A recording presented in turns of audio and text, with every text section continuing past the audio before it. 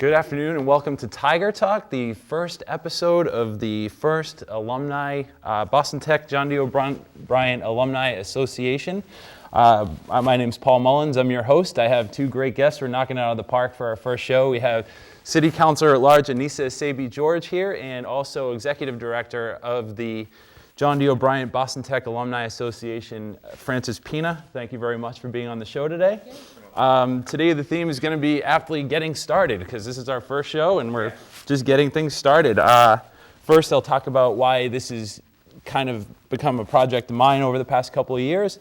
I had a hard time getting volunteers to a local organization event that we were doing. I tried to reach out to the school and it seemed very hard to get connected with current students.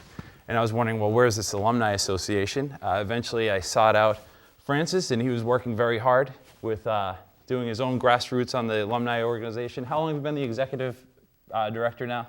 Oh, executive director, president. I mean, it's probably like that anytime you're starting something new. I've been officially in this role about 3 years, but my work trying to get this started and figure it out, like who's starting this, like where can I go? I got involved because I was trying to plan my 5-year reunion. So that was some time ago. I was graduated 05, so back in 2009, I was like, hey, I got to plan a 5-year reunion. Who do I go to? Do I speak to the Alumni Association? Who is that?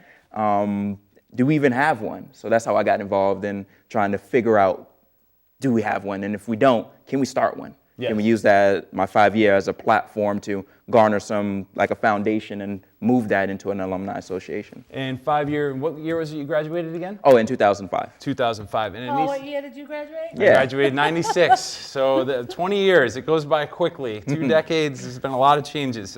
But it's nice to be involved. It's been a great kind of process, a learning process. It really is. I mean, we've just kind of started getting the social media going with LinkedIn and Facebook, but Francis has done a lot of work on it. So is Giovanna Green, who we have here also. We'll have her on another episode. Annissa, when did you graduate? I'm the oldest of the group here. I graduated in 1991 from Boston Tech. Boston Tech. One of the last classes of tech. Yes, I was there when it transitioned. So I think I started in 92, and that was probably the last, that was the first year of the O'Brien.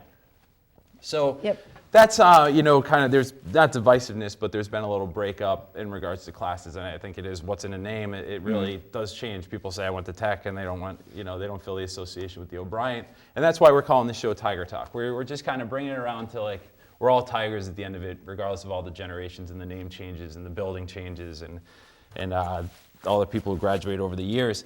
Annissa, since we're getting started here, I want to talk to you about, how did you get started in your run for city councilor at large? Where was your, just kind of getting people involved, right? It starts with an idea, and then you start gaining traction. You get a few people involved. You get the faith of others and supporters. I supported, and where'd you start? Well, it's funny that I'm here today talking about that, because where I started was when I was a student at Boston Tech.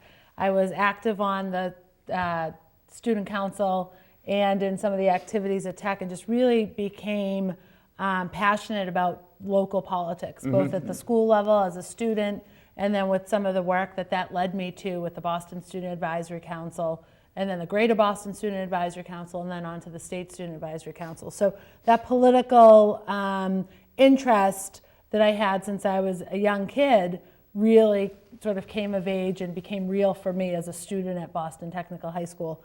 And now I'm a Boston City Councilor, and I actually have a colleague on the City Council, Mark Siomo, who represents Alston and Brighton, is also a Tech Tiger. See? And it's amazing as I travel across the city and I meet residents in all of our neighborhoods, I meet Tech Tigers all over the place, and it's quite the strong yet quiet network. Yes. We're really just trying to make a louder roar, is what it comes down to, right? And that's how it happens.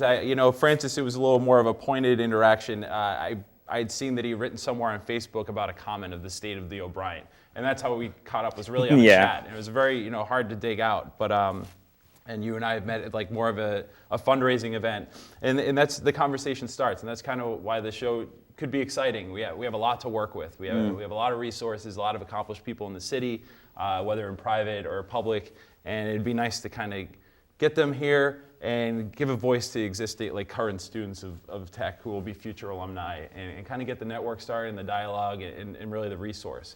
What was your first big tipping point, city councilor at large, where you're like, this is gonna happen, we're doing it? I know you're putting your name in. And when I lost the first time. When you lost the first time. No, we're going to do this. We're going to do this. So I did. I ran in 2013. In early 2013, yes, I'd always had an interest in local politics, really fascinated by the work of city government, because I really do believe that that's where it's at and that's where real action happens. And as much as so many people are disappointed with the results of the national election this week, I think city government is where real change can occur and where real action occurs. And I've always believed that. So early 2013, decided to make a run for the Boston City Council. I was not successful, although I had a great run. It wasn't very long after that loss that I said, I'm doing this again. Second time around, I'm winning. And that's what I set out to do. So it was a year ago, November 2015, that I won, took office January of 2016, and have spent the last 10 months, traversing the city and, really seeing all of the wonderful things that are happening across the city and meeting some great tech alum as I go. Great. And Francis, about yourself, like in regards to starting this, when did you feel like, okay, this is going to happen? Because, like I said, you kind of got the ball rolling a little more in the years back, but you've kept on with it. You could have, you could have gotten your first failure. This isn't going to happen. We're not getting any traction. But now look, I guess we're doing a TV show. So that makes it, that adds some legitimacy to everything. And what was your first time where you said, okay, this is going to work. We're going to keep pushing it through? It'll have to be after the 5-year reunion happened. When I was doing my research, I found out that there was a few alumni who did want to start this together. So it actually goes back to 2005. They got some bylaws. They, did all the things you need to do with the city government, with the federal government to get it certified as a nonprofit. But then one of the people who was running it, who was the president at the time, he was going to law school. So he was like, someone needs to pick this up. And fortunately, no one did.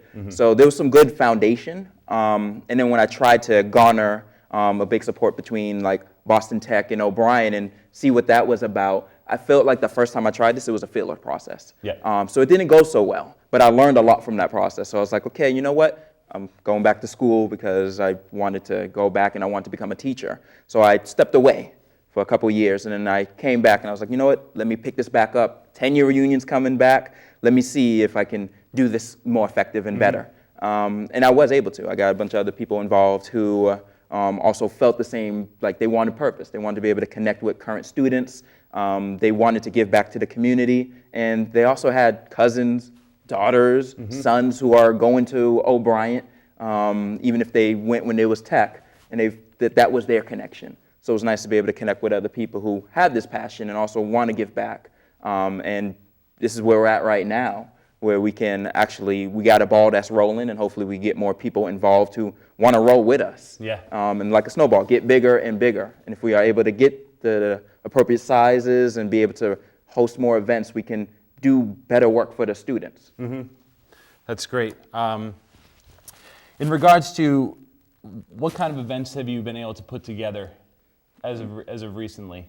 Well, in the spring of 2015, that's when we officially relaunched the Alumni Association. So we did that at the school. Last summer, we did an alumni barbecue for free to, hey, we want to give back to the students and also the students who just graduated, so they were our guest of honor. But also we wanted to invite a bunch of the O'Brien and Tech alumni to be there, not only to not accept them, but welcome them into the Alumni Association, but also for them to have a chance to network and connect with people maybe they haven't seen in a while. And I was able to work with Richard O'Brien, who's the director at the John D. O'Brien African American Institute at Northeastern. So that's where we held it. Besides trying to be a part of other general, what do they call those? Reunions. Yes. How did I forget that? That's how it started. Being a part of other reunions that classes are putting together and trying to put more events on. So that's what events we have done, and we got some other initiatives that we're working on right now. Great. Annissa, you actually attended that kickoff at the school. What did you think of that? Did you run into any people you were surprised to see there? I felt old, I can tell you that.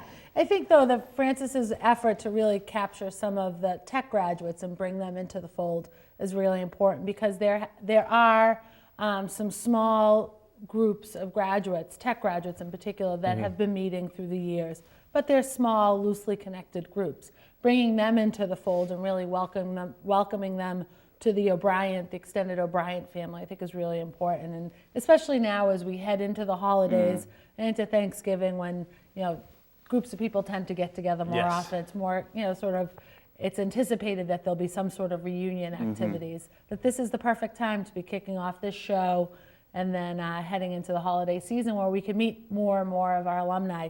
And we all, in the city of Boston, we often talk about the strength of the Latin School Alumni Association. Yes.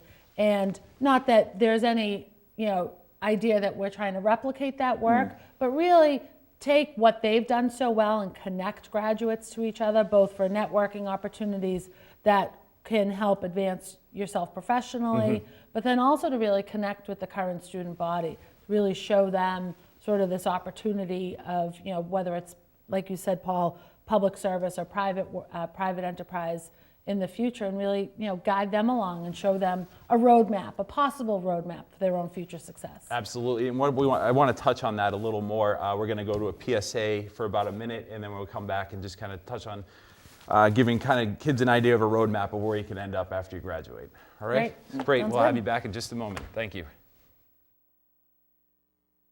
Everything starts out small. The things that hurt us, they all start from somewhere.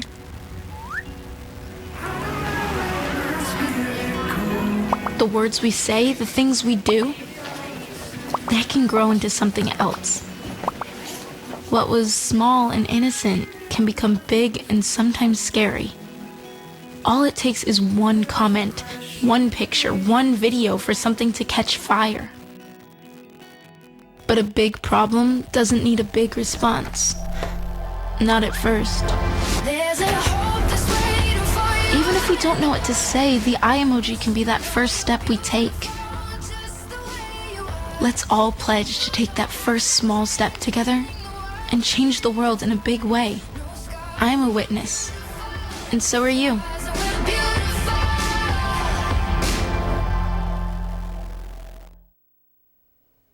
Welcome back to Tiger Talk with my guest Francis Pina and Annissa Essaibi George. We were just talking about kind of really getting started, starting the alumni, starting out in politics, and what kind of steps let you know that you're gaining steam and you should kind of keep pushing forward. What we were talking about is kind of, let's touch back on the roadmap aspect of doing this alumni group, and really maybe the value of knowing somebody who went to, finding the commonality of the high school first, and seeing where you can really end up at, starting when you're 60 in high school. You don't really know where you're going to go. I mean, maybe you're thinking college, but you don't know what's beyond that. And it's kind of nice to have an example in front of you. Maybe it's not within your family or community, but your broader community, which would be the O'Brien organization. Annissa, are there any particular mentors, or maybe somebody who actually did happen to graduate the high school that kind of inspired you to keep moving forward, or gave you an idea of what else is out there? I know it started within the school with school council and everything, but. I would say that when I was in high school, I didn't know where I wanted to end up, and I'm thrilled to be here, now. I think that I often say, since winning my council seat, that there's very few people that have experienced sort of a desire to do something when they were in high school, and really have that spirit fed while in high school, and then many years later, you can do the math, I graduated in 91, many years later being able to fulfill that ambition and to be able to do this work right now. It really was, for me, the teachers at at the O'Brien that supported my work and my efforts then in the community, but then also some of the adult mentors I had through some of the other work I did outside of the high school.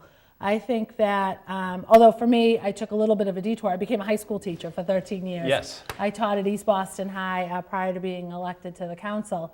And I think part of that was because I had great teachers at Tech.